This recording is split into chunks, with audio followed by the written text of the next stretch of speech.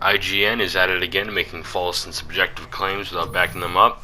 They gave this episode a 5 out of 10 mediocre rating, which I highly disagree with.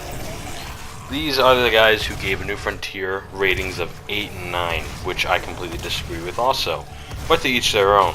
First, I rated the last episode a 9 out of 10 and claimed it was their best episode in the entire series. Well, this one took everything that I loved about episode 1 and upgraded it. First off, at the very start of the episode, you are given the option to declare what AJ did was either justified or wrong. Depending on your choice, you will act drastically different throughout the episode. You essentially get 2 separate AJs. I love the theme of this episode, what's the difference between justice and murder, the complex concept of morality. I love this kind of stuff. It's the reason why Fallout, The Last of Us, Undertale, Doom, and The Walking Dead are my favorite games. Well, not only that reason, but definitely a big one. For example, you have the option to spit on Marlon's grave. Definitely an interesting choice. If you guys are wondering why I'm mucking up a little bit, it's a little late and I'm reading the script that I just wrote for this episode, which, yeah, it's the first time I'm actually using a script. So yeah. Some of the choices you made in the last episode will play a big part in this one too. You allowing the AJ to swear or not still holds up. He will ask if he can on occasions where if you allowed him to, he would swear. You attacking Abel or letting him take food plays a role. Abel will return with, based off your choice, will either have one of his arms missing or be perfectly fine. I have some issues with this, though they are more nitpicky than anything else. During the episode, he only uses one hand, despite having both, even in combat. The QTEs are still here, but I noticed that they are much more intense based off the scenes, and similar to Until Dawn, the slightest mistake can lead to death. In this episode, the characters all act as would be expected. They're scared, confused, angry, and are looking for someone to blame. Most of them want Clem to leave, but after her and AJ get attacked by the raiders, they take them back, but take time before they accept them again. Another morality choice, burying or burning the teacher's corpse in the greenhouse.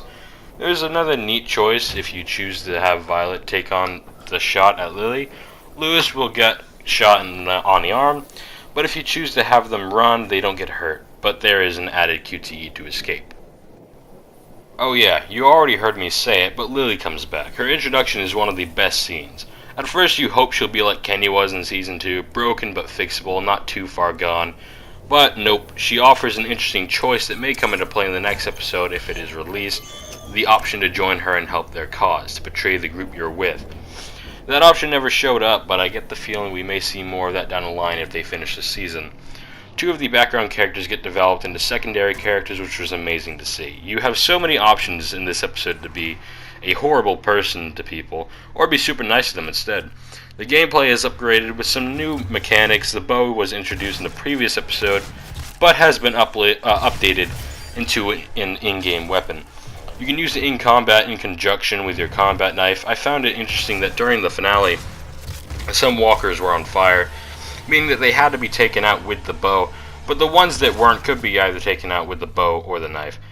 You can lure some of the walkers into fire or lure them away from it. There's also a scene where you get to connect stars into new constellations. There's also a Kenny Easter egg in this moment, one that I really loved. The new character, a whisperer named James, was awesome to see. I don't know if he's entirely new or if he was the kid from the Michonne miniseries. I've heard plenty of people say both. Either way, he was a new addition to the crew, and definitely an interesting one. He's a whisperer like from the comics, and his introduction was one of the best moments in the episode for me. We learn a bit about his beliefs and who he is as a person. He doesn't stick around for the whole episode because he's not ready to be with others, but I still found the time spent with him enjoyable. He is brought up later in conversations. You also get the option to kill Lily during the final battle, or you die for doing it, but it is still an option regardless. I wouldn't say it is a meaningless choice, as it's not like the ones where before, if you don't save someone, you will die instead. This is killing you off based off the situation surrounding the choice. While collectibles and the hubs have been reduced by half the previous episode, or half from the previous episode, that didn't take anything away from the experience, simply because this episode was more intense in dialogue and gameplay. The episode length is 2.5 hours long, same as the last. The ending of the episode is one of the best moments in the entire series for me. The dialogue, the gameplay, the environment, the soundtrack, everything about it was amazing. The card game that was my favorite part of the last episode is back, but done even better. While before we learned a bit about the other characters and only heard things we already knew about Clem, now we hear new things from both the other characters and Clementine, and we get to decide what.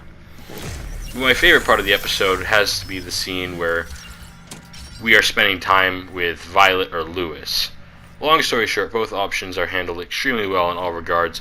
We are given options to have Clem get with these characters or friend zone them. There are so many things in these two scenes that really made the episode for me, but I won't spoil it. It's better to watch it. I literally cannot put into words how much these two scenes did right. In the end, I rate this episode a 9.5 out of 10. Sure, you can find some nitpicks about the episode, but it's ultimately Telltale's best episode, and if it's their last, then at least they went out with a bang.